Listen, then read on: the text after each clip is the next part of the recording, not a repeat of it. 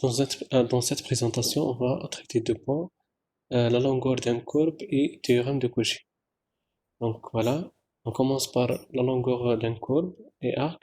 Donc voici un courbe paramétré par un schéma z de t qui est défini sur l'intervalle AB tel que z' de t égale à x' de t plus y' de t.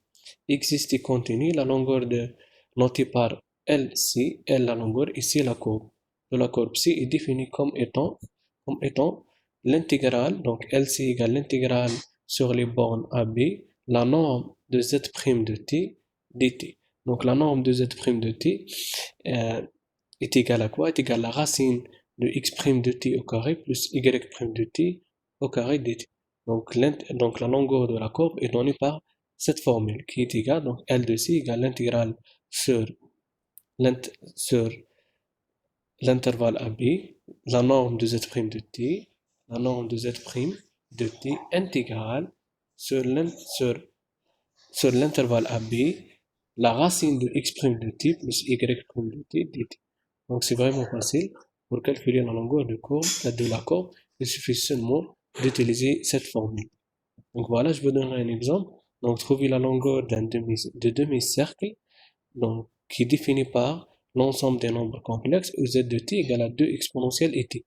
Donc c'est un demi-cercle de rayon 2 et de centre 0. Donc t appartient à 0 pi. Pourquoi? Car nous avons un demi-cercle. Donc là c'est simple. On calcule quoi? On calcule z' de t. Donc ça on dérive cette fonction par rapport à t. On obtient 2e exponentielle et t. Et après on calcule la norme de z' de t. Comment calculer la norme de z' de t? Ça donne, on remplace z' de t par sa valeur, donc qui est égale à la norme de 2i exponentielle et t. Donc on trouve 2, car exponentielle et t c'est cosinus t plus i sinus t. Donc ça on remplace seulement, donc cosinus au carré plus sinus au carré de t égale à 1. Donc il ne reste que 2. Donc la longueur LC, la longueur de la courbe C égale l'intégrale sur l'intervalle 0p de dt. Le 2 c'est la norme de z' de t. Donc là on calcule la primitive de 2 c'est ça donne 2t sur l'intervalle 0p, donc ça donne 2p. Donc la longueur de demi-cercle égale à 2p. La longueur de demi-cercle de rayon égale à 2p. Et après, donc, deuxième point, théorème d'estimation. Donc, soit f est une fonction complexe continue définie sur un domaine D de plan complexe C.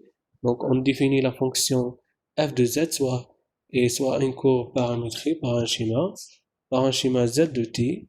Donc, la norme, donc on définit donc la norme de la fonction f de z de t inférieure ou égale à m, quel que soit t appartient à l'intervalle AB, c'est-à-dire la norme de f de z est bornée sur C par un constant réel m.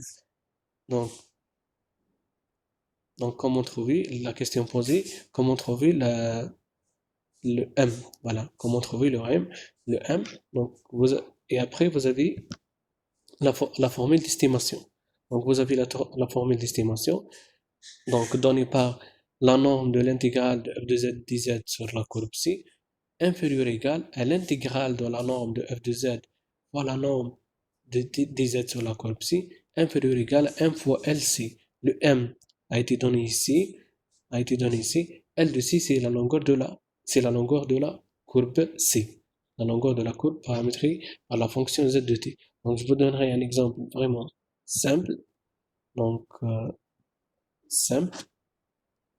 Je vous donnerai un exemple simple. Avant ça, vous avez la formule de l'intégrale de la norme f de z dz sur la courbe C égale à quoi? Par définition d'intégrale, égale l'intégrale sur l'intervalle AB, la norme de f de z de t fois la norme de z' de t dt. Donc là, on a utilisé seulement la définition de l'intégrale dans le cas complexe. Et après, par exemple, là, vous avez un exemple. Donc, soit c'est le segment d'extrémité moins 1 et 3 plus 3i qui est défini par, donc voilà, c'est simple, qui est défini par l'ensemble des nombres complexes tels que le t appartient à 0a où z de t égale à moins 1 plus 4t moins 3t. Donc, comment nous avons trouvé la fonction paramétrique? Donc, comme le C est un segment d'extrémité moins 1 plus 3 t, donc là, il suffit de remplacer de Z0 fois T moins 1 plus T fois Z1. Voilà. Donc là, il suffit tout seulement d'utiliser la définition de la courbe paramétrique définie par un segment. Donc, on reprend l'exemple. Donc voilà, nous avons la courbe C est définie par un segment d'extrémité moins 1 et 3 plus 3i. Et après, nous avons trouvé l'équation paramétrique du segment z de t égale à moins 1 plus 4t plus 3 et t. Donc, comment nous avons trouvé cette fonction? Il suffit de définir l'équation paramétrique du segment. L'équation paramétrique du segment est définie par z de t égale à z0 fois t moins 1 plus t z1.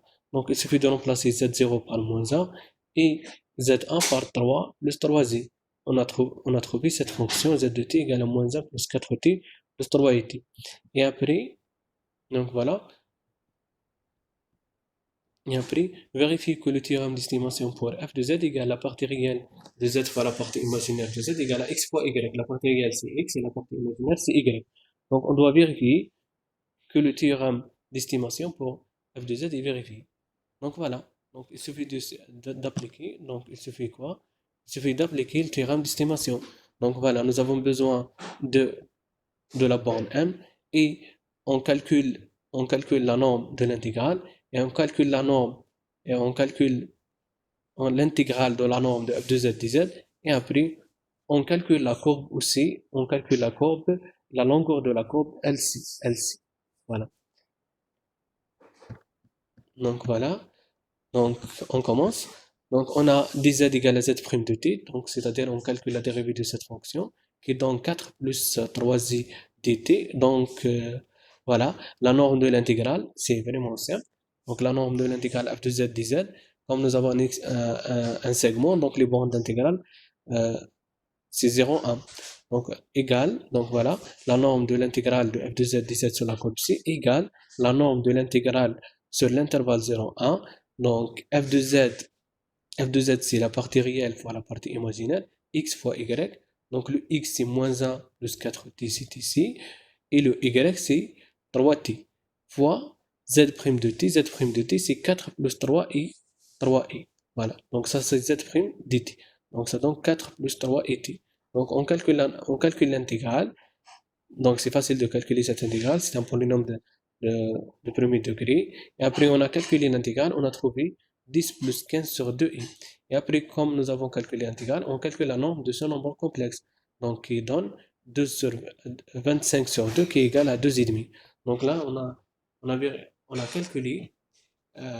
calculé la norme de l'intégrale. Et après, on calcule quoi? On calcule l'intégrale de la norme de f de z dz. Voilà. On calcule l'intégrale de la norme de f de z fois la norme dz. Donc, qui est égal à l'intégrale entre 0 et 1, la norme de f de z de t fois la norme de z' de t. Donc là, il suffit de remplacer la valeur de f de z de t, où on cherche l'expression dans la fonction f de z de t, et après, on calcule la norme de f de z de t. Et après, là, donc là, f de z de t, donc c'est x fois y, donc ça donne moins 1 plus 4t, ça c'est x, fois y c'est 3t, on calcule la norme de son nombre complet en multipliant fois la norme de z' de t. La norme de z' de t a été calculée, est égale à 5. Et voilà, à la fin, on trouve 205 sur 16 qui est égal à 12,8125. Il nous reste quoi? Il nous reste de calculer la longueur de la courbe et le m. Donc le m égale le sup de quoi? De la norme de f de z de t. Donc la norme de f de z de t, c'est la norme de moins 1 plus 4t fois 3t. Ça c'est, cette norme, c'est la norme de f de z de t. Voilà. Voilà. Qui est égale à 9. Et la longueur de la courbe, vous avez la règle de comment calculer la longueur de la courbe. Donc là, on a calculé directement, on a trouvé 5. Donc voilà. Alors le théorème d'estimation est vérifié. Pourquoi? Là, vous avez 12,8125 et là vous avez 45 et 2 sur 5, 2,5. Là, vous avez la norme de l'intégrale inférieure à quoi? Inférieure à l'intégrale de la norme de f de z fois z' de t, inférieure égale à 1 fois LC. M, c'est la borne supérieure fois LC, c'est la longueur de la courbe. Et après, on passe au troisième point, théorème de Cauchy. Théorème de Cauchy, donc il est basé sur basé sur calcul d'intégrale sur un domaine complexe. Donc, soit f, une fonction holomorphe dans un domaine connexe D, et sur sa frontière C, alors l'intégrale sur un domaine connexe, c'est-à-dire sur un domaine fermé, sur la courbe si f de z dz égale à 0. Ce théorème fondamental est souvent appelé théorème de Cauchy. Il est à la fois valable pour les domaines simplement connexes ou multiplement connexes. Donc, si nous avons un domaine connexe, directement l'intégrale de la fonction d'une fonction holomorphe est égale à 0. Voilà. Donc, je vous donnerai un exemple ici. Donc, soit le cercle de centre 0 et de rayon 2. Donc, l'équation paramétrique du cercle, c'est simple.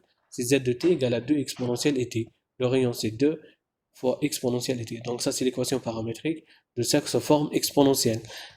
On demande, donc voilà. Donc, la question posée, calculer l'intégrale z dz sur le domaine connexe. Sur le domaine connexe, là, vous avez un cercle de rayon R et de centre 0. Donc, c'est un domaine fermé. Donc, c'est un domaine connexe. Donc, c'est simple. Donc, on utilise la formule d'intégrale. Donc, on calcule dz. Donc, dz égale à z' de t. On calcule, c'est-à-dire la dérivée de 2 exponentielle et t. Donc, la dérivée de 2 exponentielle et t, ça donne 2z exponentielle et t dt. Alors, donc, l'intégrale sur C de la fonction z dz égale, donc on a remplacé z par quoi? Par 2 exponentielle et t par la fonction paramétrique, fois z' de t, c'est 2i exponentielle et t dt, qui est égal, on sort le 4i comme un facteur commun, donc ça donne 4i l'intégrale sur l'intervalle 0 pi, 2 exponentielle et t, la fonction primitive de cette fonction, c'est 2 exponentielle de et t sur l'intervalle 0, 2 pi, ça donne 0. Donc, c'est toujours, si nous avons un domaine connexe, alors l'intégrale est égale à 0. Voilà. Donc, si vous avez un domaine connexe, alors l'intégrale de la fonction f de z sur un domaine connexe, c'est-à-dire un domaine fermé, égale à 0.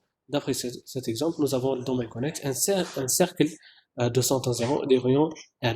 On a calculé l'intégrale, on a trouvé que l'intégrale est égale à 0. Donc, le théorème de Cauchy est vérifié pour, voilà. Le théorème de Cauchy est vérifié dans cette cas. Et après, vous avez une proposition, donc soit f une fonction holomorphe dans un domaine connexe, limitée par deux courbes fermées, simples C et C1. Et sur ce courbe, alors, l'intégrale de f de z sur la courbe C dz égale l'intégrale sur la courbe C1 f de z dz, où